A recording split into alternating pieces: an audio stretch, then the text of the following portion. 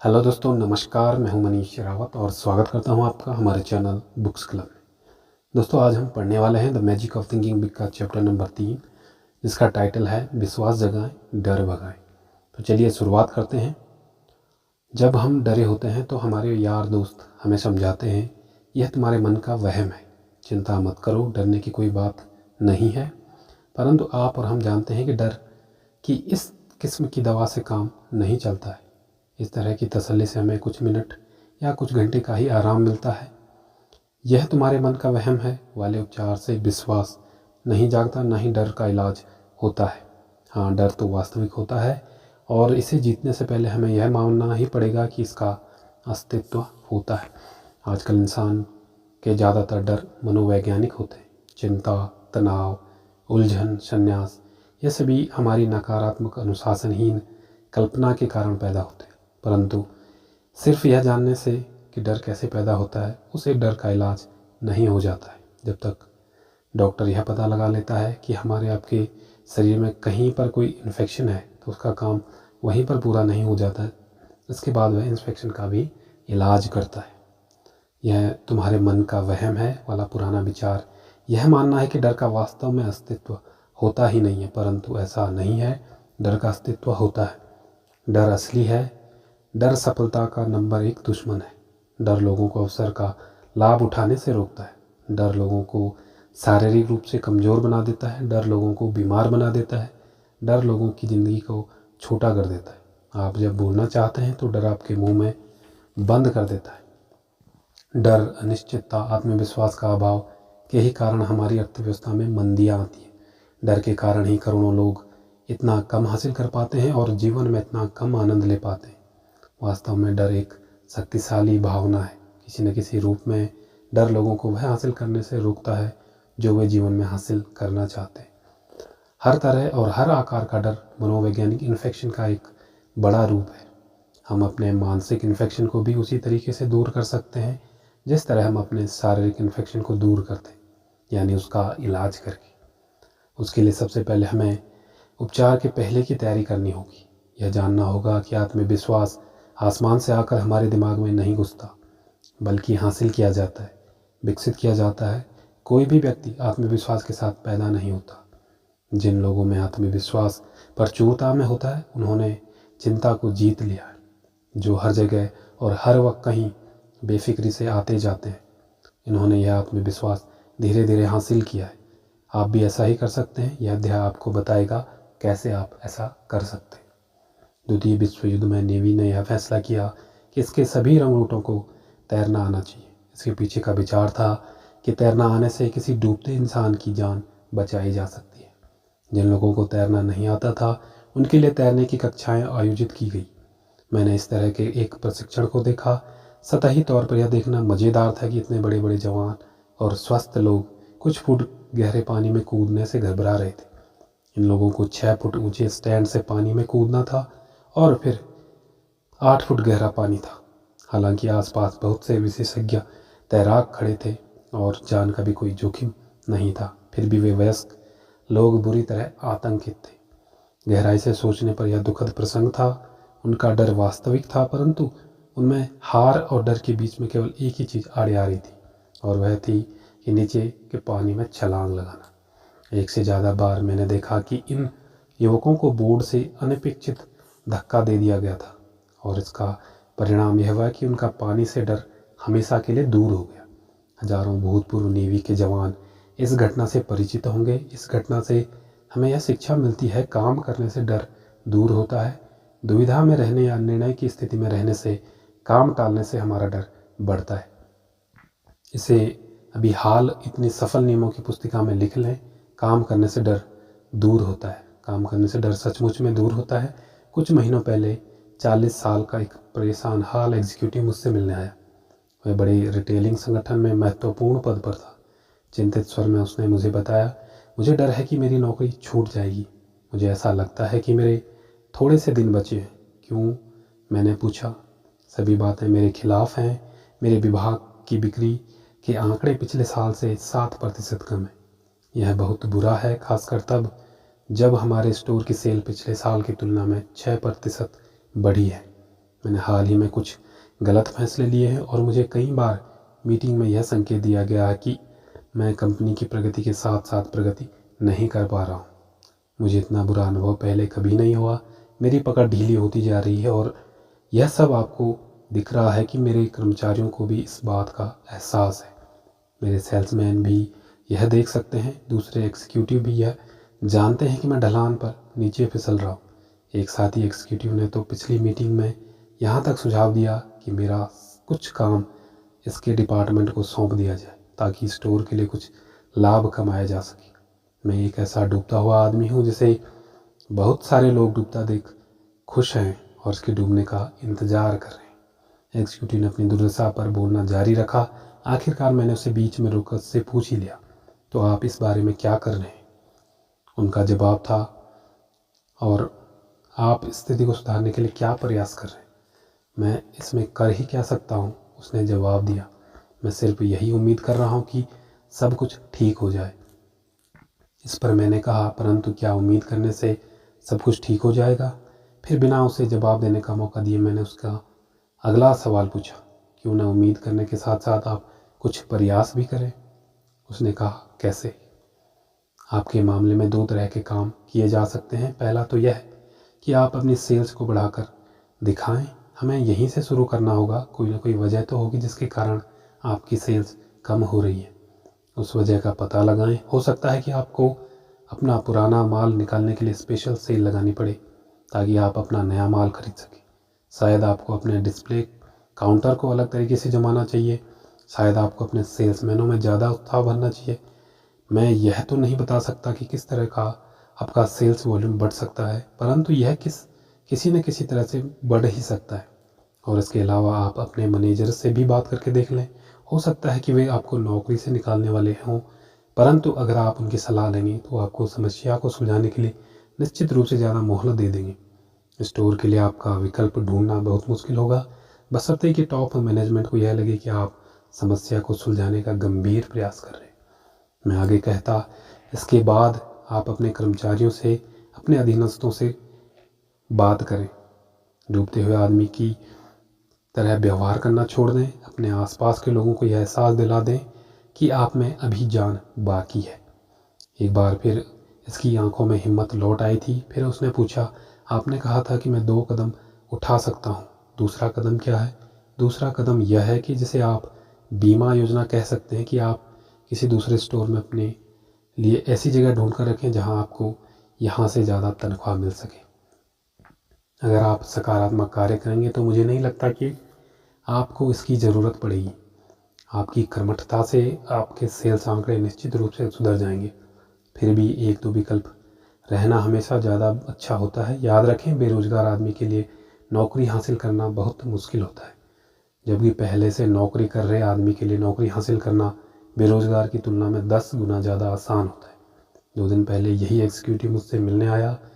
आपसे चर्चा के बाद मैं काम में जुट गया।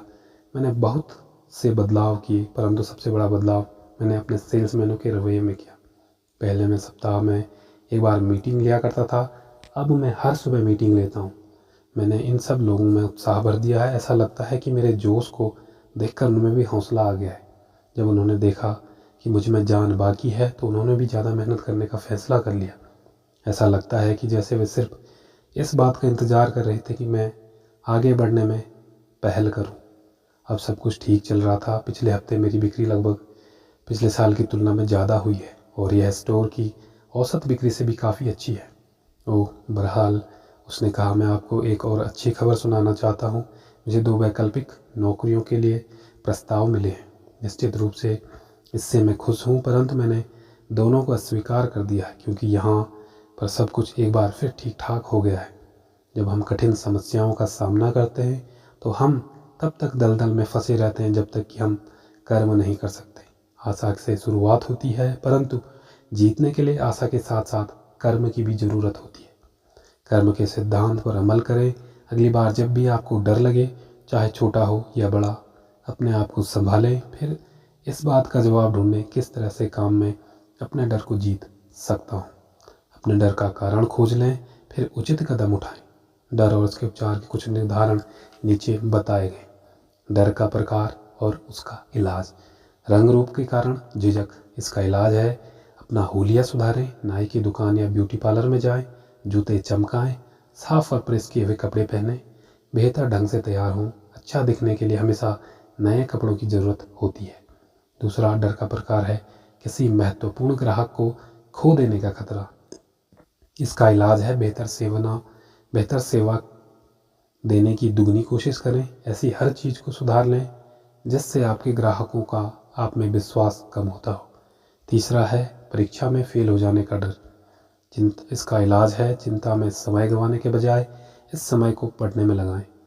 चौथा डर है आपके नियंत्रण के पूरी तरह बाहरों की चीज़ों का डर। इसका इलाज है अपना ध्यान किसी दूसरी तरफ ले जाएं, अपने बगीचे में जाकर खरपतवार साफ करें, अपने बच्चों के साथ खेलें, फिल्म देखने जाएं। चौथा डर है किसी ऐसी चीज़ से शारीरिक क्षति का डर जिसे आप नियंत्रित न कर सकते हों, जैसे बिजली गिरना, तूफान या हवाई जहाज़ दुर्घटना का डर। इसका इलाज है अपना ध्यान दूसरों के डर को कम करने में, इनकी मदद करने में लगाएं और प्रार्थना करें। छठवां डर है यह डर कि दूसरे लोग क्या सोचेंगे या क्या कहेंगे। इसका इलाज है यह सुनिश्चित कर लें कि आप जो कहना चाहते हैं वह सही है, फिर उस काम को कर दें। किसी भी व्यक्ति के बिना आलोचना के कोई महत्वपूर्ण काम नहीं किया जा सकता है। सातवां डर है निवेश करने या घर खरीदने के पहले का डर। इसका इलाज है सभी पहलुओं पर विचार कर लें, फिर फैसला करें। एक बार फैसला करने के बाद आप उसी के हिसाब से काम करें, अपनी बुद्धि और अपने निर्णय में विश्वास रखें। आठवां है लोगों का डर। इसका इलाज है चीज़ों को सही नज़रिए से देखें। याद रखें सामने वाला व्यक्ति भी आपकी ही तरह एक इंसान है। डर का इलाज करने और विश्वास हासिल करने के लिए 2 कदम उठाएं। पहला, डर का असली कारण पता करें। यह तय कर लें कि आप वास्तव में किस चीज़ से डर रहे हैं। दूसरा, फिर कर्म करें। हर तरह के डर किसी न किसी तरह के काम से दूर हो सकता है। और याद रखें झिझकने से आपका डर बढ़ता ही नहीं है बल्कि कम भी होता है। इसलिए देर न करें बल्कि तत्काल काम में जुट जाएं, फैसला करें। आत्मविश्वास के अभाव के कारण होती है खराब याददाश्त। आपका दिमाग किसी बैंक की तरह होता है। हर दिन आप अपने दिमाग के बैंक में विचारों को जमा करते जाते हैं। विचारों का यह संग्रह बढ़ता जाता है और आपकी याददाश्त बन जाता है। जब भी आप सोचने बैठते हैं या आपके सामने कोई समस्या आती है तो दरअसल आप अपनी यादों के बैंक से पूछते हैं, इस बारे में मैं क्या जानता हूँ। आपकी यादों का बैंक पहले तो जमा किए हुए विचारों के संग्रह में से आपको आपकी मनचाही जानकारी देता है। आपकी यादें ही वह मूलभूत सप्लायर है जो आपको नए विचार के लिए कच्चा माल प्रदान करती है। आपको यादों के बैंक का टेलर बहुत ही भरोसेमंद है। वह आपको कभी धोखा नहीं देता। जब आप उसके पास जाकर कहते हैं, मिस्टर टेलर मुझे कुछ विचार निकाल कर दें जिससे वह सिद्ध हो कि मैं बाकी लोगों जितना योग्य नहीं हूँ, वह कहता है, बिल्कुल सर, याद रख करें आपने पहले भी 2 बार इस काम को करने की कोशिश की थी और आप असफल हुए थे। याद करें आपकी 6ठी कक्षा की टीचर ने कहा था कि आप कोई भी काम ढंग से नहीं कर सकते। याद करें आपने अपने साथी कर्मचारी को अपने बारे में यह कहते हुए सुना था कि आप कुछ नहीं कर सकते। याद करें। और मिस्टर टेलर एक के बाद एक विचार निकाल कर आपको देते जाते हैं, जिससे यह निष्कर्ष निकलता है कि आप अयोग्य हैं, असमर्थ हैं, कुछ भी काम नहीं कर सकते। परंतु अगर आप अपनी यादों के टेलर से यह कहें, मिस्टर टेलर मुझे कोई एक महत्वपूर्ण फैसला करना है, क्या आप मुझे ऐसे विचार प्रदान करेंगे जिससे मुझे हौसला मिले? और इसके जवाब में मिस्टर टेलर कहते हैं, बिल्कुल सर, परंतु इस बार वे आपको पहले से जमा किए हुए ऐसे विचार देते हैं जिनसे वह साबित होता है कि आप सफल हो सकते हैं। याद करें आपने पहले भी ऐसी परिस्थिति में वह शानदार काम किया था। याद करें मिस्टर स्मिथ को आप पर कितना भरोसा था। याद करें आपके अच्छे दोस्त आपके बारे में यह कहा करते थे। याद करें मिस्टर टेलर पूरी तरह सहयोग करेंगे और आपको उसी तरह के विचार निकालने देंगे जिस तरह के विचार आप निकालना चाहते हैं। आखिर यह आपका बैंक है। यहाँ पर 2 उपाय दिए जा रहे हैं जिनके उपयोग से आप अपनी यादों के बैंक को प्रभावी उपयोग कर सकते हैं और अपना आत्मविश्वास जगा सकते हैं। पहला है, अपनी यादों के बैंक में केवल सकारात्मक विचार ही जमा करें। इस बात को अच्छी तरह से समझ लें, हर व्यक्ति के जीवन में अप्रिय, मुश्किल, हतोत्साहित करने वाली घटनाएं होती रहती हैं। परंतु इन घटनाओं के प्रति असफल और सफल लोगों की प्रतिक्रियाएं अलग अलग होती हैं। असफल लोग बुरी घटनाओं को दिल से लगा कर रखते हैं। वे अप्रिय स्थितियों को बार बार याद करते हैं ताकि वे उनकी यादों में अच्छी तरह जम जाए। वे अपने दिमाग से उन्हें निकाल ही नहीं पाते। रात को भी वे जिस घटना के बारे में सोचते हुए सोते हैं वह दिन में भी हुई कोई अप्रिय घटना ही होती है। दूसरी तरफ आत्मविश्वास से पूर्ण सफल लोग इन तरह की घटनाओं को भूल जाते हैं। सफल लोग अपनी यादों के बैंक में केवल सकारात्मक विचार ही रखते हैं। आपकी कार किस तरह चलेगी? अगर हम हर सुबह काम पर जाने से पहले आप 2 मुट्ठी धूल अपने क्रैंक केस में डाल दें, क्या आपका शानदार इंजन बैठ नहीं जाएगा और आप इससे जो कराना चाहते हैं वह करने से इनकार नहीं कर देगा। आपके दिमाग में जमा नकारात्मक अप्रिय विचार भी आपके दिमाग को इसी तरह से प्रभावित करते हैं। नकारात्मक विचार आपकी मानसिक मोटर को इसी तरह की अनावश्यक टूट फूट का शिकार बनाते हैं। इससे चिंता, कुंठा और हीनता की भावनाएं पैदा होती हैं। नकारात्मक विचार आपको सड़क के किनारे खड़ा करते हैं जबकि बाकी लोग अपनी गाड़ियों पर फराटे से आगे बढ़ रहे होते हैं। ऐसा करें उन क्षणों में जब आप अपने विचारों के साथ अकेले हों, जब आप अपनी कार चला रहे हों या अकेले खाना खा रहे हों। सुखद सकारात्मक घटनाएं याद करें। अपने यादों के बैंक में अच्छे विचार डालें। इससे आत्मविश्वास बढ़ता है। इससे आप में सचमुच मैं अच्छा हूँ की भावना जागृत होती है।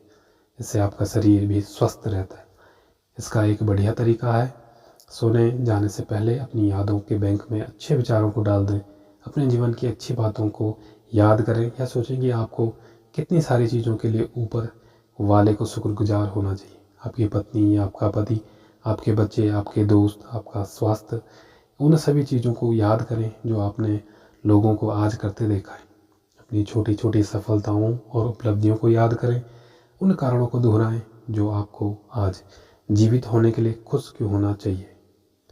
दूसरा, अपनी यादों के बैंक से केवल सकारात्मक विचार ही निकालें। कई वर्ष पहले मैं शिकागो में एक मनोवैज्ञानिक सलाहकार की एक फर्म के साथ करीबी रूप से जुड़ा हुआ था। वे कई तरह के मामले सुलझाते थे, परंतु उनमें से ज़्यादातर मामले विवाह संबंधी और मनोवैज्ञानिक कठिनाइयों से संबंधित होते थे। एक दिन मैं फर्म के मुखिया से इसके प्रमोशन और उसकी तकनीकों के बारे में बात कर रहा था। मैं जानना चाहता था कि वह किस तरह असंतुलित व्यक्ति को मदद कर सकता है। उसने कहा कि आप जानते हैं कि लोग अगर केवल एक चीज़ कर लें तो उन्हें मेरी सेवाओं को कभी ज़रूरत ही नहीं पड़ेगी। मैंने पूछा, वह क्या? उसने उत्सुकता से पूछा। सिर्फ यही कि आप अपने नकारात्मक विचारों को नष्ट कर दें, इससे पहले कि वे विचार राक्षस बन जाएं और आपको नष्ट कर दें। मैं जिन लोगों की मदद करता हूं उनमें से ज़्यादातर लोग उसने कहा मानसिक आतंक की दुनिया में रहते हैं। शादी की बहुत सारी घटनाएं हनीमून राक्षस की तरह से होती हैं। हनीमून इतना संतोषजनक नहीं होता जितना एक या दोनों जीवन साथी चाहते हैं, परंतु उस याद को दफनाने के बजाय वे लोग सैकड़ों बार उस पर विचार करते हैं जब तक कि यह वैवाहिक जीवन की एक बहुत बड़ी बाधा नहीं बन जाती। वे मेरे पास 5 या 10 साल बाद आते। आमतौर पर मेरे ग्राहक यह नहीं जान पाते कि समस्या की जड़ कहाँ है। यह मेरा काम है कि उनकी कठिनाई का विश्लेषण करूं और उन्हें यह बताऊं कि उन्हें राय का पहाड़ बना लिया है। कोई भी व्यक्ति किसी भी अप्रिय घटना को मानसिक राक्षस बना सकता है। मेरे मनोवैज्ञानिक दोस्त ने आगे कहा, नौकरी की असफलता, असफल रोमांस, बुरा निवेश, टीन एज बच्चे के व्यवहार से निराशा ऐसे आम राक्षस हैं जिनकी वजह से मैंने लोगों को परेशान होते देखा है और मैं इन राक्षसों को मारने में इन लोगों की मदद करता हूँ। यह स्पष्ट है कि अगर हम किसी भी नकारात्मक विचार को बार बार दोहराएंगे तो इसका मतलब है कि हम इसे खाद पानी दे रहे हैं, और अगर हम इसे खाद पानी देंगे तो यह धीरे धीरे बड़ा राक्षस बनकर हमारे आत्मविश्वास को नष्ट कर देगा और हमारी सफलता की राह में गंभीर मनोवैज्ञानिक कठिनाइयाँ खड़ी कर देगा। कॉस्मोपॉलिटन मैगजीन में हाल ही में छपे एक लेख the drive toward self destruction में एलिस मलकाही ने इस तरफ इशारा किया है कि हर साल 30,000 अमेरिकी आत्महत्या कर लेते हैं और 1,000 लोग आत्महत्या का सफल प्रयास करते हैं। उन्होंने आगे कहा, इस बात के आश्चर्यजनक प्रमाण मिले हैं कि लाखों करोड़ों लोग धीमे धीमे कम स्पष्ट तरीकों से खुद को मार रहे हैं।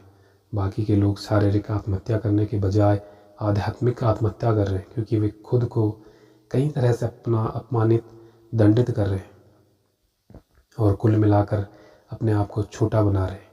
जिस मनोवैज्ञानिक मित्र का मैंने जिक्र किया था, उसने मुझे बताया कि किस तरह उसने अपनी एक ऐसी मरीज को ठीक किया जो मानसिक और आध्यात्मिक आत्मीयता करने पर तुली हुई थी। उसने कहा इस मरीज की उम्र 45 से ऊपर होगी, उसके 2 बच्चे थे। सामान्य भाषा में कहा जाए तो उसे गंभीर डिप्रेशन था। अपनी ज़िंदगी का हर अनुभव उसे दुखद अनुभव ही लगता था। उसकी स्कूली जीवन, उसकी शादी, बच्चों का लालन पालन, जिन वजहों से वह रही थी, सभी के बारे में उसकी सोच नकारात्मक थी। उसने बताया कि उसे याद नहीं है कि वह कभी सुखी भी रह सकती है, और चूँकि व्यक्ति अपने अतीत की कुची से ही अपने वर्तमान में रंग भरता है, इसलिए उसे वर्तमान जीवन में भी सिर्फ निराशा और अंधेरा ही नजर आ रहा था। जब मैंने उससे पूछा कि सामने वाली तस्वीर में उसे क्या दिख रहा था, तो उसने कहा ऐसा लगता है जैसे आज रात तूफान आने वाला है। यह उस तस्वीर का सबसे निराशाजनक विश्लेषण था। यह तस्वीर एक बड़ी ऑयल पेंटिंग है जिसमें सूर्य आसमान से नीचे की तरफ है। चित्र बहुत चतुराई से बनाया गया है और इसे सूर्योदय का दृश्य भी समझा जा सकता है और सूर्यास्त का भी। मनोवैज्ञानिक ने कहा कि लोग तस्वीर में जो देखते हैं उससे उसके व्यक्तित्व के बारे में संकेत मिल जाता है। ज़्यादातर लोग कहते हैं कि सूर्योदय का दृश्य है, जबकि मानसिक रूप से असंतुलित डिप्रेस्ड व्यक्ति हमेशा इसे सूर्यास्त का दृश्य बताते हैं। एक मनोवैज्ञानिक के रूप में मैं किसी व्यक्ति की याददाश्त तो नहीं ला सकता, परंतु अगर मरीज सहयोग दे तो मैं उसे अपने अतीत को अलग तरीके से देखने का नज़रिया सिखा सकता हूँ। मैंने इस महिला को भी ऐसा ही कर सिखाया। मैंने उसे बताया कि वह अपने अतीत को पूरी तरह नासवादी रवैये से न देखें और उसमें से खुशी और आनंद के पलों को याद करने की कोशिश करें। 6 महीनों के बाद उसकी हालत में थोड़ा सा सुधार हुआ। उस वक्त मैंने उसे एक खास काम सौंपा। मैंने उससे कहा कि वह हर दिन 3 कारण लिखे जिनके कारण उसे खुश होना चाहिए। हर सप्ताह गुरुवार को उसके लिखे कारणों को देख लेता था। यह सिलसिला 3 माह तक चलता रहा। उसमें काफ़ी सुधार हो रहा था। आज वह महिला एक सामान्य जीवन जी रही है। वह सकारात्मक है और वह ज़्यादातर लोगों को जितना ही सुखी है। जब इस महिला ने अपने यादों के बैंक से नकारात्मक विचार निकालना बंद कर दिया तो उसकी हालत में सुधार होना शुरू हो गया। चाहे मनोवैज्ञानिक समस्या बड़ी हो या छोटी, इलाज हमेशा तभी शुरू होता है जब व्यक्ति अपने यादों के बैंक से नकारात्मक विचारों को निकालना बंद कर देता है और उसके बजाय सकारात्मक विचार निकालना शुरू कर देता है। मानसिक राक्षस न बनाए, अपनी यादों के बैंक से अप्रिय विचार निकालना बंद कर दें। जब भी आपको किसी तरह की कोई परिस्थिति याद आए तो उसके अच्छे हिस्से के बारे में सोचें, बुरे हिस्से को भूल जाएं, उसे दफना दें। अगर आप यह पाएँ कि आप नकारात्मक पहलू पर ही विचार कर रहे हैं तो उस घटना से आप अपने दिमाग को पूरी तरह हटा दें। और यहाँ हम आपको एक महत्वपूर्ण और उत्साहवर्धक बात बताना चाहते हैं। हमारा मस्तिष्क अप्रिय घटनाओं को भुलाना चाहता है। अगर आप सहयोग करें तो अप्रिय घटनाएं धीरे धीरे सिकुड़ती जाती हैं और आपकी यादों के बैंक का टेलर उन्हें बाहर निकालता है। डॉक्टर मॉल्विन एस हैट्रिक एक विश्व प्रसिद्ध एडवर्टाइजमेंट मनोवैज्ञानिक है और याद रखने की हमारी योग्यता के बारे में वे कहते हैं, जब जागने वाली भावना सुखद होती है तो विज्ञापन को याद रखना आसान होता है। जब जागने वाली भावना सुखद नहीं होती तो पाठक या श्रोता उस विज्ञापन के संदेश को जल्दी भूल जाते हैं। अप्रिय घटनाएं हमारी चाही गई चीज़ों के खिलाफ होती हैं, इसलिए हमें उन्हें याद नहीं रखना चाहिए। संक्षेप में, अगर हम उन्हें बार बार याद न करें तो अप्रिय घटनाओं को भूलना आसान है। अपनी यादों के बैंक से केवल सकारात्मक विचार ही निकालें, बाकी को यूं ही बेकार पड़ा रहने दें और आपका आत्मविश्वास आसमान छू लेगा। आपको ऐसा लगेगा जैसे आप किला फतेह कर सकते हैं। आपको लगेगा आप दुनिया की चोटी पर पहुंच सकते हैं। आप जब भी अपने नकारात्मक, खुद को छोटा करने वाले विचारों को याद करने से इनकार करते हैं तो आप अपने डर को जीतने की तरफ एक बड़ा कदम उठाते हैं। लोग दूसरे लोगों से क्यों डरते हैं? जब लोग हमारे आसपास होते हैं तो हमें इतना आत्मचेतन क्यों हो जाते हैं? हमारे संकोच की क्या वजह होती है? हम इस बारे में क्या कर सकते हैं? दूसरे लोगों का डर एक बड़ा डर होता है, परंतु इसे जीतने का भी एक तरीका है। अगर आप उसे सही पहलू से देखने की आदत डाल लें तो आप लोगों को डर को जीत सकते हैं। मेरे एक सफल बिजनेसमैन मित्र ने मुझे बताया कि किस तरह उसने लोगों के बारे में सही नज़रिया सीखा। उसका उदाहरण सचमुच दिलचस्प है। द्वितीय विश्व युद्ध में सेना में जाने से पहले मैं हर एक के सामने झिझकता था, हर एक से डरता था। आप सोच भी नहीं सकते मैं उस समय कितना शर्मीला और संकोची हुआ करता था। मुझे लगता था बाकी लोग मुझसे ज़्यादा स्मार्ट हैं। मैं अपनी शारीरिक और मानसिक कमियों को लेकर चिंता किया करता था। मैं सोचा करता था कि मेरा जन्म ही असफल होने के लिए हुआ है। फिर किस्मत से मैं सेना में चला गया और वहाँ जाने के बाद मेरे दिल से लोगों का डर निकल गया। 1942 और 1943 के दौरान सेना में लोगों को भर्ती किया जा रहा था, तो मुझे भर्ती केंद्रों पर मेडिकल ऑफिसर के रूप में तैनात किया गया। मैंने इन लोगों के प्रशिक्षण में सहयोग किया। मैं इन रंगरूटों को जितना देखता था, मेरे मन में लोगों का डर उतना ही कम होता जाता था। सैकड़ों की तादाद में लोग खड़े हुए थे, सभी पूरे कपड़े उतारे हुए थे और सभी लगभग एक से दिख रहे थे। हाँ, इनमें से कुछ मोटे थे और कुछ दुबले, कुछ लंबे थे और कुछ नाटे, परंतु वे सभी परेशान थे, सभी अकेलापन अनुभव कर रहे थे। कुछ समय पहले यही युवा एग्जीक्यूटिव हुआ करते थे। कुछ समय पहले इनमें से कुछ किसान थे, कुछ सेल्समैन थे, कुछ ब्लू कॉलर कर्मचारी थे और कुछ यूं ही सड़कों पर खाक छाना करते थे। कुछ दिन पहले ये लोग अलग अलग काम किया करते थे, परंतु भर्ती केंद्र पर वे सारे एक से दिख रहे थे। तब मैंने एक महत्वपूर्ण बात सोची। मैंने पाया कि ज़्यादातर लोग मामलों में एक से होते हैं। लोगों में समानताएं ज़्यादा होती हैं और असमानताएं कम होती हैं। मैंने पाया कि सामने वाला आदमी भी मेरे ही जैसा है। उसे भी अच्छा खाना पसंद है, उसे भी अपने परिवार और दोस्तों की याद आती है। वह भी तरक्की करना चाहता है, उसके पास भी समस्याएं हैं और वह भी आराम करना चाहता है। इसलिए अगर सामने वाला मेरे जैसा ही है तो उससे डरने की कोई वजह ही नहीं है। अब मैं आपसे पूछना चाहता हूँ, क्या यह बात काम की नहीं है?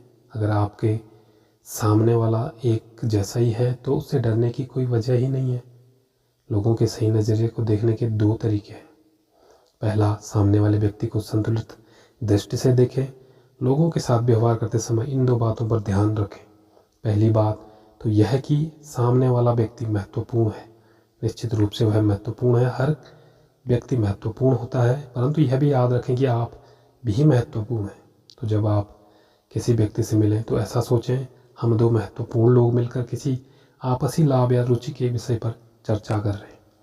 कुछ महीने पहले एक बिजनेसमैन एग्जीक्यूटिव ने फ़ोन पर मुझे बताया कि उसने मेरे सुझाए एक युवक को नौकरी पर रख लिया है।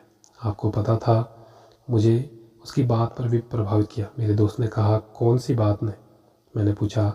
मुझे उसका आत्मविश्वास बेहद पसंद आया। ज़्यादातर उम्मीदवार तो कमरे में घुसते समय डरे और सहमे हुए थे। उन्होंने मुझे इस तरह से जवाब दिए कि जो उनकी राय में मैं सुनना चाहता था। एक तरीके से ज़्यादातर उम्मीदवार भिखारियों की तरह व्यवहार कर रहे थे।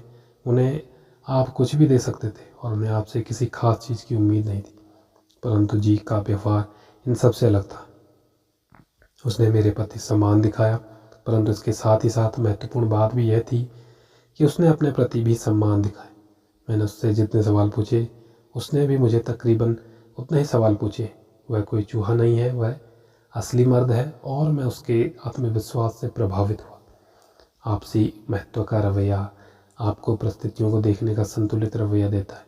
सामने वाला व्यक्ति आपकी नज़र में आपसे ज़्यादा महत्वपूर्ण नहीं बन पाता। हो सकता है कि सामने वाला व्यक्ति बहुत बड़ा, बहुत महत्वपूर्ण दिख रहा हो, परंतु याद रखे है तो वह भी एक इंसान ही। आपके पास भी तो वही रुचियाँ, इच्छाएँ और समस्याएँ होंगी जो आपके पास हैं। समझाने का रवैया विकसित करें। जो लोग आपको नीचा दिखाना चाहते हैं, आपके पर कतरना चाहते हैं, आपकी टांग खींचना चाहते हैं, आपकी बुराई करना चाहते हैं, ऐसे लोगों को इस दुनिया में कोई कमी नहीं है। अगर आप इनका सामना करने के लिए तैयार नहीं हैं तो यह लोग आपके आत्मविश्वास में बड़े बड़े छेद कर देंगे और आपको ऐसा लगेगा जैसे आप पूरी तरह हार चुके हैं। आपको ऐसे वयस्क हमलावर के विरुद्ध ढाल चाहिए, उस हमलावर के लिए जो अपनी पूरी ताकत से आप पर चढ़ाई करने के लिए कमर कसे बैठा है। कुछ महीने पहले मेफिस होटल के रिजर्वेशन डेस्क पर मैंने सीखा कि इस तरह के लोगों का सामना किस तरह से किया जा सकता है। शाम के 5 बजे थे और मैं होटल में नए अतिथियों का रजिस्ट्रेशन किया जा रहा था। मेरे सामने वाले आदमी ने क्लर्क का अपना नाम बताया। क्लर्क ने कहा, यस सर, आपके लिए एक बढ़िया सिंगल रूम बुक किया हुआ है। सिंगल? वह आदमी गुस्से से चिल्लाया। मैंने तो डबल बेडरूम का ऑर्डर दिया था। क्लर्क ने विनम्रता से जवाब दिया, मैं देख लेता हूँ सर। उसने अपनी फ़ाइल निकाली और उसमें देखा, माफ़ कीजिए सर, आपके टेलीग्राम में साफ लिखा हुआ कि सिंगल रूम चाहिए। अगर खाली होता तो मैं आपको खुशी खुशी डबल बेडरूम दे देता, परंतु हमारे पास अभी कोई डबल बेडरूम खाली नहीं है। क्रुद्ध ग्राहक चिल्लाया, भाड़ में जाए कि टेलीग्राम में क्या लिखा है, मुझे तो डबल बेडरूम चाहिए। फिर उसने इस लहजे में बात करना शुरू कर दिया, तुम नहीं जानते मैं कौन हूँ। और उसके बाद वह यहाँ तक आ गया, मैं तुम्हें देख लूँगा, मैं तुम्हारी नौकरी निकलवा दूँगा, मैं तुम्हें यहाँ नहीं रहने दूँगा, और बहुत सारे शाब्दिक आक्रमण की इस बौछार को विनम्रता से सहन करते हुए क्लर्क ने कहा, सर माफ़ कीजिए, हमने आपके निर्देशों का पालन किया है। आखिरकार ग्राहक जो अब आग बबूला हो चुका था बोला, चाहे मुझे सबसे बढ़िया कमरा भी मिल जाए तो अब मैं भी इस होटल में कभी नहीं ठहरूंगा। और यह कहकर वह होटल से बाहर निकल गया। मैं डेस्क पर पहुंचा और मैं सोच रहा था कि क्लर्क इस बदतमीजी भरे व्यवहार के कारण विचलित होगा, परंतु मुझे हैरत हुई जब उसने मेरा स्वागत मधुर आवाज़ में गुड इवनिंग सर कह कर किया। जब वह मेरे रजिस्ट्रेशन की कार्रवाई पूरी कर रहा था तो मैंने उससे कहा, मुझे आपका तरीका पसंद आया, आपका अपनी भावनाओं पर ज़बरदस्त नियंत्रण है। सर, क्लर्क ने कहा, मैं इस तरह का आदमी पर गुस्सा नहीं हो सकता। वह वास्तव में मुझ पर गुस्सा नहीं हो रहा था, मैं तो सिर्फ एक बलि का बकरा था। शायद उस बेचारे को अपनी पत्नी से कोई समस्या होगी, या उसका बिजनेस चौपट हो रहा होगा, या हो सकता है वह हीन भावना से ग्रस्त हो, और यह उसके लिए एक सुनहरा अवसर था जब वह अपनी शक्ति सिद्ध कर सके। मैं वह आदमी था जिस पर वह अपने दिल की भड़ास निकाल सकता था। क्लर्क के बाद ने यह जोड़ दिया, अंदर से शायद वह बहुत भला आदमी होगा, ज़्यादातर लोग होते हैं। लिफ्ट की तरफ बढ़ते समय मैं उसके शब्दों को दोहरा रहा था, अंदर से शायद वह भला आदमी होगा, ज़्यादातर लोग होते हैं। जब भी कोई आप पर आक्रमण करे तो आप इन 2 वाक्यों को याद कर लें, अपने गुस्से पर काबू रखें। इस तरह की स्थितियों में जीतने का यही तरीका होता है कि सामने वाले को अपने दिल की भड़ास निकाल लेने दें और फिर इस घटना को भूल जाएं। कई साल पहले विद्यार्थियों की परीक्षा की कॉपी जांचते समय एक कॉपी को देखकर मुझे हैरत हुई। इस विद्यार्थी ने पूरे साल समूह चर्चाओं और विषयों को टेक्स्ट में साबित किया था। इसमें प्रतिभा थी, जबकि उसकी परीक्षा की कॉपी कुछ और ही कह रही थी।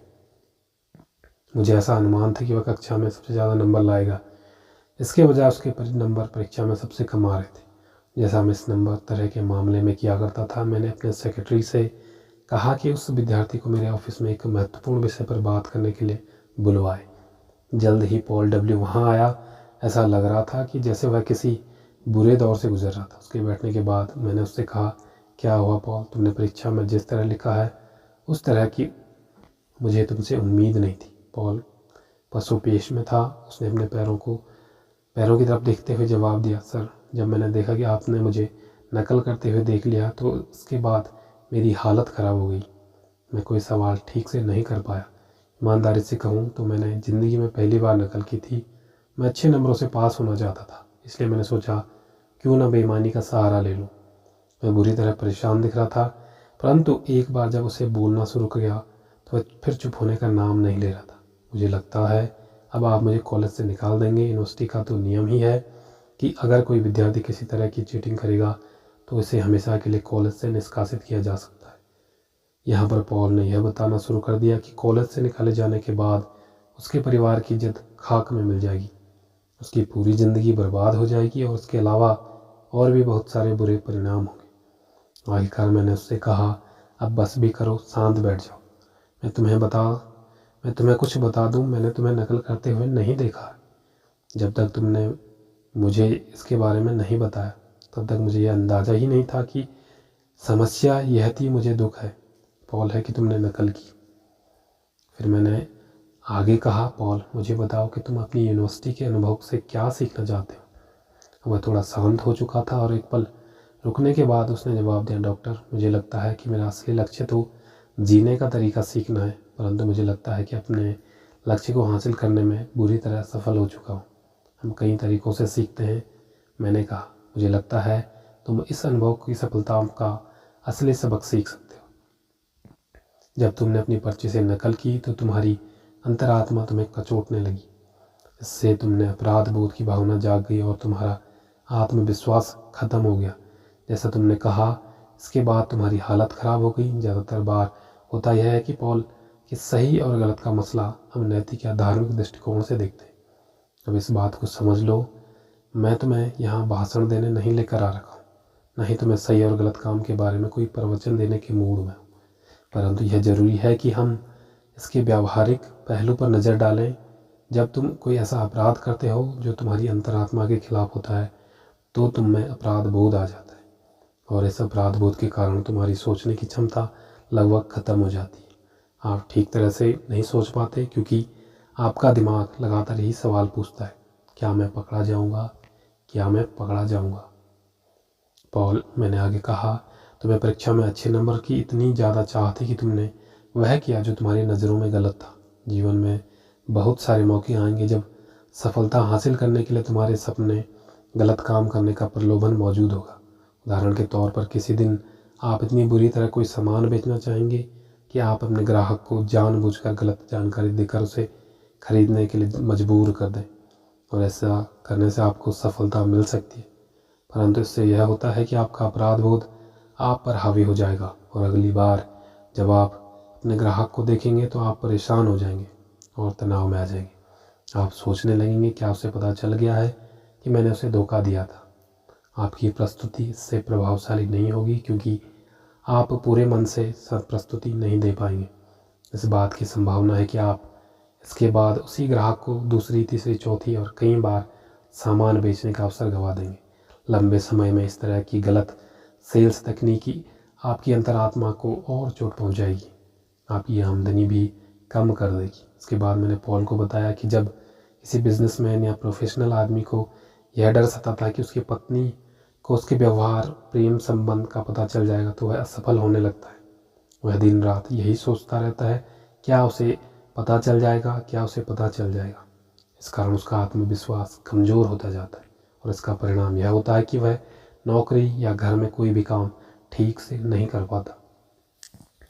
मैंने पॉल को याद दिलाया कि कई अपराधी कोई सबूत या संकेत नहीं छोड़ते, फिर भी वे सिर्फ इसलिए पकड़े जाते हैं क्योंकि वे अपराधियों की तरह व्यवहार करते हैं, और उन्हें देखकर यह समझ में आ जाता है कि उन्होंने कोई गलत काम किया है।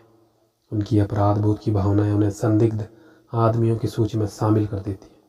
हम में से हर एक में सही होने, सही सोचने और सही काम करने की इच्छा होती है। जब हम इस इच्छा के विपरीत व्यवहार करते हैं तो हम अपनी अंतरात्मा में कैंसर की बीमारी आमंत्रित कर लेते हैं। यह कैंसर बढ़ता है और हमारे आत्मविश्वास को कम करता जाता है। इसलिए इस तरह का कोई काम न करें जिससे करने के बाद आपको यह डर सताने लगे, क्या मैं पकड़ा जाऊंगा, क्या लोगों को इस बात का पता चल जाएगा, क्या मैं बचने से सफल हो पाऊंगा। धोखा देकर और आत्मविश्वास करके अच्छे नंबर लाना कि यानी कि सफल होने की कोशिश कभी न करें। मुझे बताते हुए खुशी हो रही है कि पॉल को सीख मिल गई, उसने सही काम करने का व्यावहारिक मूल्य समझ लिया। मैंने उसे सुझाव दिया कि वह बैठ जाए और एक बार फिर से परीक्षा दे। उसने मुझसे सवाल किया, परंतु क्या आप मुझे कॉलेज से नहीं निकालेंगे? मेरा जवाब था, मैं निष्कासन के नियम जानता हूँ, परंतु अगर मैं धोखा देने वाले सारे विद्यार्थियों को कॉलेज से निकाल दूंगा तो हमारे आधे प्रोफेसरों की तो छुट्टी हो जाएगी, और अगर हम धोखा देने के विचार करने वाले सभी विद्यार्थियों को निकाल देंगे तो हमें कॉलेज में ताले लगाने पड़ेंगे। इसलिए मैं इस घटना को भूलने के लिए तैयार हूँ, अगर तुम एक काम करो। बिल्कुल, उसने कहा। मैंने उसे एक बुक दी। पुस्तक का नाम था 50 years with the golden rule. इसे देते हुए मैंने उससे कहा, पॉल, इस पुस्तक को पढ़ो और पढ़ने के बाद इसे वापस कर देना। जेसी पेनी के खुद के शब्दों में यह जानो कि किस तरह सही काम करने की वजह से वे अमेरिका के सबसे अमीर व्यक्तियों में समूह में शामिल हो गए थे। सही काम करने से आपकी अंतरात्मा संतुष्ट रहती है और उससे आत्मविश्वास भी बढ़ता है। जब हम कोई गलत काम करते हैं तो दो नकारात्मक बातें होती हैं। पहली बात तो यह कि हम में अपराध बोध आ जाता है, और दूसरी, अपराध बोध से हमारा विश्वास कम हो जाता है। दूसरी बात यह है कि देर सबेर दूसरे लोगों को हमारे गलत काम की जानकारी मिल जाती है और इसका हम पर विश्वास उठ जाता है। सही काम करें और अपने आत्मविश्वास को बढ़ाएं, यही सफल चिंतन का कारगर तरीका है। यहाँ एक मनोवैज्ञानिक सिद्धांत दिया जा रहा है जो 25 बार पढ़ने लायक है। इसे तब तक पढ़ते रहें जब तक कि आपके दिमाग में पूरी तरह से न घुस जाए। विश्वासपूर्ण चिंतन के लिए विश्वासपूर्ण काम करें। महान वैज्ञानिक डॉक्टर जॉर्ज डब्ल्यू क्रेन ने अपनी प्रसिद्ध पुस्तक applied psychology Chicago Hopkins syndicate Inc 1950 में लिखा है, याद रखें कि काम ही भावनाओं के अग्रज होते हैं। हम अपनी भावनाओं को तो सीधे नियंत्रण नहीं कर सकते, परंतु अपने कामों को नियंत्रित करके अपनी भावनाओं को नियंत्रित कर सकते हैं। वैवाहिक समस्याओं और गलतफहमियों को दूर करने के लिए सच्चे मनोवैज्ञानिक तथ्यों को जानें। यह दिन सही काम करें और जल्दी ही आप में सही भावनाएं जाग जाएंगी। यह सुनिश्चित कर लें कि आप अपने जीवन साथी के साथ डेटिंग करें, उसका चुंबन लें, हर दिन उसकी सच्ची तारीफ करें और भी ऐसी ही छोटी छोटी चीज़ें करें और आपका प्यार कम होने की चिंता कभी नहीं करनी पड़ेगी। आप प्रेम के काम करते रहें तो जल्दी ही आप में प्रेम की भावना ही उत्पन्न हो जाएगी। मनोवैज्ञानिकों के अनुसार शारीरिक गतिविधि में बदलाव करके हम अपने रवैया को बदल सकते हैं। उदाहरण के तौर पर अगर आप मुस्कुराने की क्रिया करते हैं तो आप सचमुच मुस्कुराने के मूड में आ जाएंगे। जब आप अपने शरीर को झुकाने के बजाय तान लेते हैं तो आप ज़्यादा सुपीरियर महसूस करने लगते हैं। इसके उल्ट अगर त्योरियाँ चढ़ाकर देखें तो पाएंगे कि आप त्योरियाँ चढ़ाने के मूड में आ गए। यह सिद्ध करना तो आसान है कि अपनी क्रियाओं पर काबू करके आप अपने भावनाओं को बदल सकते हैं। जो लोग अपना परिचय देने में संकोच करते हैं वे अपने संकोच को आत्मविश्वास में बदल सकते हैं। अगर वे सिर्फ कुछ सामान्य क्रियाएं करें, पहली रात तो यह है कि सामने वाले से गर्मजोशी से हाथ मिलाएं। इसके बाद सामने वाले व्यक्ति की तरफ एकल सीधे देखें और तीसरी बात सामने वाले से कहें, मुझे आपसे मिलकर खुशी हुई। इन 3 साधारण क्रियाओं से आपका संकोच अपने आप और तत्काल दूर हो जाएगा। आत्मविश्वास से भरी क्रिया की वजह से आप में अपने आप आत्मविश्वास आ जाएगा। आत्मविश्वासपूर्ण चिंतन करने के लिए आत्मविश्वास की क्रियाएं करें। जिस तरह की भावनाएं आप स्वयं में जगाना चाहते हैं उस तरह के काम करें। नीचे आत्मविश्वास बढ़ाने वाले 5 अभ्यास दिए जा रहे हैं। इन्हें सावधानी से पढ़ें, फिर इनका अभ्यास करने की पूरी कोशिश करें और आप अपना आत्मविश्वास काफ़ी बढ़ा चढ़ा पाएंगे। आगे की बेंच पर बैठे कभी अपने मीटिंग या चर्च या क्लासरूम या किसी और तरह की सभा में इस बात पर गौर किया कि पीछे की सीटें सबसे पहले भर जाती हैं। ज़्यादातर लोग पीछे की लाइन में इसलिए बैठते हैं ताकि वे लोगों की नज़रों में ना आए, और वे लोगों की नज़रों में आने से इसलिए बचना चाहते हैं क्योंकि उनमें आत्मविश्वास नहीं होता है। आगे बैठने से आत्मविश्वास बढ़ता है। इसका अभ्यास करें। आगे से नियम बना लें कि आप जितना आगे बैठ सकते हो बैठो। यह बात तो पक्की है कि आगे बैठने से आप थोड़ा ज़्यादा नज़रों में रहते हैं, परंतु याद रखें सफलता के लिए लोगों की नज़रों में रहना बहुत ज़रूरी होता है। नज़रें मिलाकर बात करने का अभ्यास करें। कोई व्यक्ति किस तरह अपनी आँखों का प्रयोग करता है, इससे भी हमें आपके बारे में काफ़ी जानकारी मिल सकती है। अगर कोई आपकी आँखों में सीधे नहीं देखता है तो आपके मन में यह सवाल तत्काल आ जाता है, यह व्यक्ति क्या छुपाने की कोशिश कर रहा है, यह व्यक्ति किस बात से डरा हुआ है, क्या यह मुझे धोखा देना चाहता है, इस व्यक्ति के इरादे क्या हैं। आमतौर पर आँखों के संपर्क में सफलता से 2 बातें पता चलती हैं। पहली यह है, मैं आपके सामने आने पर असहज अनुभव करता हूँ, मैं आपसे हीन अनुभव करता हूँ, मैं आपसे डरा हुआ अनुभव करता हूँ, या सामने वाले से आंखें न मिलाने से यह बात पता चलती है मैं अपराध बोध से ग्रस्त हूँ। मैंने कुछ ऐसा किया है जो सोचा है जो मैं नहीं चाहता कि आपको पता चले। मुझे डर है कि अगर मैं आपसे नज़रें मिलाऊंगा तो आप मेरे दिल की बात समझ जाएंगे। जब आप नज़रें मिलाने से बचते हैं तो आप सामने वाले पर अच्छी छाप नहीं छोड़ पाते। आप कहते हैं मैं डरा हुआ हूँ, मुझ में आत्मविश्वास की कमी है। इस डर को जीतने का यही तरीका है कि आप सामने वाले से नज़रें मिलाकर बात करें। नज़रें मिलाकर बात करने से सामने वाले को यह संदेश जाता है कि मैं ईमानदार और सच्चा हूँ। जो मैं कह रहा हूँ मैं इसमें पूरी तरह यकीन करता हूँ। मैं डरा हुआ नहीं हूँ, मैं आत्मविश्वास से भरा हुआ हूँ। अपनी आँखों से काम लें, दूसरे व्यक्ति की आंखों में आंखें डालकर बात करें। इससे न सिर्फ आप में आत्मविश्वास आ जाएगा बल्कि इससे सामने वाला भी आप पर विश्वास करने लगेगा। 25% तेज चलें। जब मैं छोटा था तो क्वांटी सीट पर जाना ही अपने आप में एक रोचक अनुभव होता था।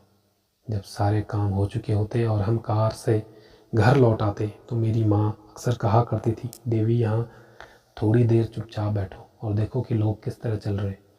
माँ इस खेल को बहुत अच्छी तरह से खेलती थी।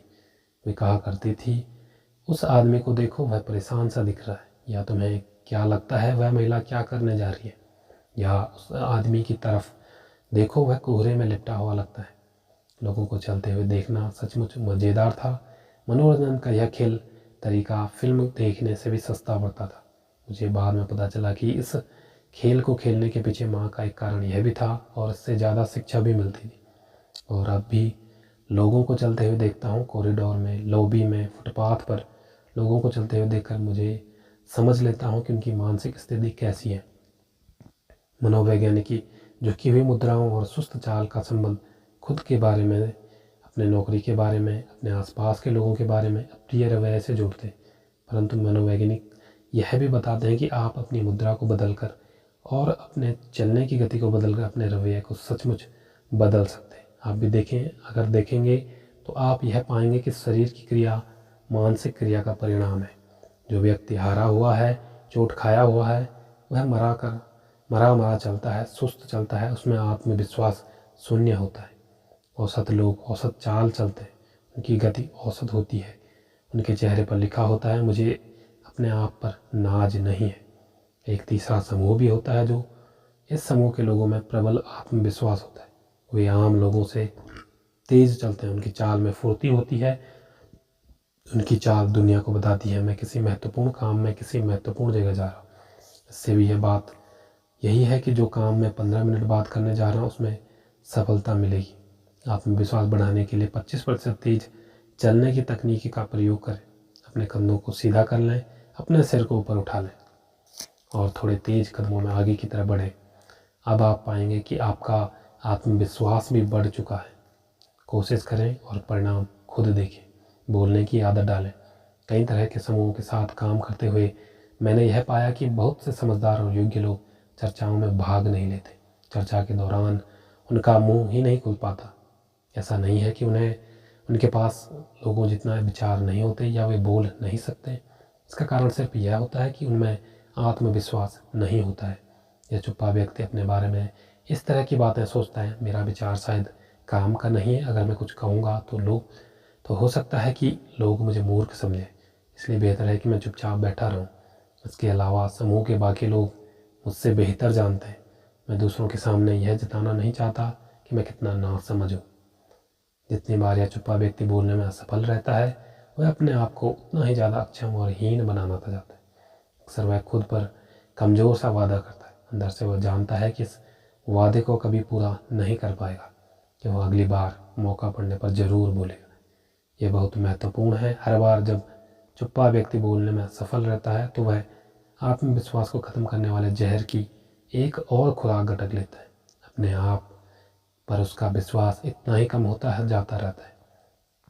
सकारात्मक पहलू यह है कि जब आप जितना ज़्यादा बोलते हैं, आपका आत्मविश्वास उतना ही ज़्यादा बढ़ता जाता है और आपके लिए अगली बार बोलना उतना ही ज़्यादा आसान हो जाता है। बोलने की आदत डालें। आत्मविश्वास बढ़ाने के लिए यह आदत विटामिन की तरह काम करती है। आत्मविश्वास बढ़ाने की एक तकनीक का प्रयोग करें। हर ओपन मीटिंग में बोलने का नियम बना लें। आप जिस बिजनेस वार्ता, कमेटी मीटिंग, कम्युनिटी फोरम में भाग लें, उसमें अपने आप कुछ न कुछ कहें। इस मामले में कोई अपवाद न रखें, कोई टिप्पणी न करें, कोई सुझाव न दें, कोई सवाल न पूछें और आखिरी में कभी न बोलें। आपको सबसे पहले बोलने की आदत डालनी चाहिए। आपको झिझक तोड़नी होगी और मूर्ख दिखने के बारे में चिंता न करें। आप मूर्ख नहीं दिखेंगे। अगला व्यक्ति चाहे आपसे सहमत न हो, परंतु कोई दूसरा व्यक्ति आपसे ज़रूर सहमत होगा। अपने आपसे यह सवाल करना छोड़ दें, क्या मैं कभी बोलने की हिम्मत कर पाऊंगा? इसके बजाय समूह के लीडर पर ध्यान आकर्षित करने का लक्ष्य बनाएं ताकि आप बोल सकें। बोलने के विशेष प्रशिक्षण और अनुभव के लिए अपने स्थानीय टोस्ट मास्टर के क्लब में शामिल हो जाएं। हजारों लोगों ने इस तरह के सुनियोजित कार्यक्रम में शामिल होकर लोगों के साथ और लोगों के सामने चर्चा करके अपना आत्मविश्वास बढ़ाया है। बड़ी मुस्कुराहट दें। ज़्यादातर लोगों का कहना है कि मुस्कुराहट से अच्छी ताकत मिलती है। उन्हें बताया गया है कि मुस्कुराहट आत्मविश्वास की कमी को दूर करने का एक बढ़िया दवा है। परंतु ज़्यादातर लोग इस बात से इसलिए यकीन नहीं करते क्योंकि जब वे डरे होते हैं तो वे मुस्कुराने की कोशिश ही नहीं करते। ये छोटा सा प्रयोग करके देखें। आप पराजित अनुभव करें और अपनी बड़ी मुस्कुराहट दें। एक साथ एक ही समय में यह संभव नहीं है, आप ऐसा ही कर सकते हैं। बड़ी मुस्कुराहट आपको आत्मविश्वास देती है। बड़ी मुस्कुराहट आपका डर भगाती है, चिंता दूर करती है और निराशा हर लेती है। और एक सच्ची मुस्कुराहट सिर्फ आपके आत्मविश्वास को ही नहीं बढ़ाती, बल्कि सिर्फ आपके मन की बुरी भावनाओं को ही नहीं हटाती। सच्ची मुस्कुराहट से लोगों का विरोध भी पिघल जाता है और यह तत्काल होता है। अगर आप किसी को बड़ी सी सच्ची मुस्कुराहट दें तो सामने वाला व्यक्ति आपसे गुस्सा हो ही नहीं सकता। कुछ समय पहले की बात है, मेरे साथ एक घटना हुई जिसमें ऐसा ही हुआ। मैं चौराहे पर हरी बत्ती जलने का इंतज़ार कर रहा था कि तभी भड़ाम की आवाज़ आई। मेरे पीछे वाले ड्राइवर का पैर ब्रेक से हट गया था और उसने मेरी कार के बम्पर के पीछे टक्कर मार दी। मैंने शीशे से नीचे देखा और वहाँ से बाहर निकल रहा था। मैं भी तत्काल बाहर आया और नियमों की पुस्तक को भूलते हुए बहस के लिए तैयार हो गया। मैं मानता हूँ कि उससे बहस करके इसे नीचे दिखाने के लिए मैं पूरी तरह तैयार था, परंतु सौभाग्य से इससे पहले कि मुझे ऐसा करने का मौका मिलता, वह मेरे पास आया, मुस्कुराया और उसने गंभीरता से कहा, दोस्त, मेरा ऐसा कोई इरादा नहीं था। उनकी मुस्कुराहट और उसके गंभीर वाक्य को सुनकर मेरा गुस्सा काफूर हो गया। जवाब में मैंने इस तरह की बात कही, चलता है, ऐसा तो होता ही रहता है। पलक झपकते ही हमारा विरोध मित्रता में बदल गया। बड़ी मुस्कुराहट दें और आप महसूस करें कि एक बार फिर खुशी के दिन लौट आए हैं। परंतु मुस्कुराहट बड़ी होनी चाहिए। आधी मुस्कुराहट से काम नहीं चलेगा। आधी मुस्कुराहट की सफलता की कोई गारंटी नहीं होती है। जब तक मुस्कुराएं, जब तक आपके दांत न दिखने लगे। बड़ी मुस्कुराहट की सफलता की पूरी गारंटी है। मैंने कई बार सुना है, हाँ, परंतु जब मैं डरा हुआ होता हूँ या गुस्से में होता हूँ तो मेरी मुस्कुराने की इच्छा ही नहीं होती, बिल्कुल नहीं होगी, किसी की नहीं होती। परंतु यह तो खास बात है कि आप ऐसे वक्त को खुद से कहें, मैं मुस्कुरा कर दिखा दूंगा, फिर मुस्कुराएं। मुस्कुराहट की शक्ति का दोहन करें। इन 5 तकनीकों का प्रयोग से लाभ उठाएं। कार्य करने से डर दूर होता है। अपने डर को चिन्हित कर लें और अपने रचनात्मक कार्य करें। कर्मण्यता, किसी परिस्थिति के बारे में कुछ न करने की आदत से डर बढ़ता है और आत्मविश्वास कम होता है। अपनी यादों के बैंक में केवल सकारात्मक विचार ही जमा करने की कोशिश करें। नकारात्मक, खुद को नीचा दिखाने वाले विचारों को मानसिक राक्षस न बनने दें। अप्रिय घटनाओं या परिस्थितियों को याद करने की आदत छोड़ दें। तीसरा, लोगों को सही पहलू से देखें। याद रखें, ज़्यादातर मामलों में एक जैसे होते हैं और बहुत कम मामलों में एक दूसरे से अलग होते हैं। सामने वाले के बारे में संतुलित नज़रिया रखें। आखिर वह भी आप ही की तरह एक इंसान है और आप समझने के रवैये का भी प्रयोग करें। कई लोग भौंकते हैं, परंतु बहुत कम लोग सचमुच काटते हैं। वही काम करने की आदत डालें जो आपकी अंतरात्मा के हिसाब से ठीक है। इससे आपके जीवन में अपराध बोध का जहर नहीं घुल पाता। सही काम करना सफलता के लिए एक बहुत बड़ा व्यावहारिक नियम है। अपने हर काम में यह झलकने दें, मुझे आत्मविश्वास है, काफ़ी आत्मविश्वास है। अपने रोज़मर्रा के जीवन में इन छोटी छोटी तकनीकों का प्रयोग करें। आगे की बेंच पर बैठें, नज़रें मिलाने का अभ्यास करें, 25% तेज चलें, बोलने की आदत डालें, बड़ी मुस्कुराहट दें। ये जो 5 चीज़ें हैं, ये आपके जीवन में बहुत बड़ा बदलाव लेकर आ सकती है। इसलिए विश्वास रखें और अपने डर को दूर भगाएं। तो ये था हमारा चैप्टर नंबर 3। मिलेंगे आपको अगली वीडियो के साथ, तब तक के लिए जय हिंद।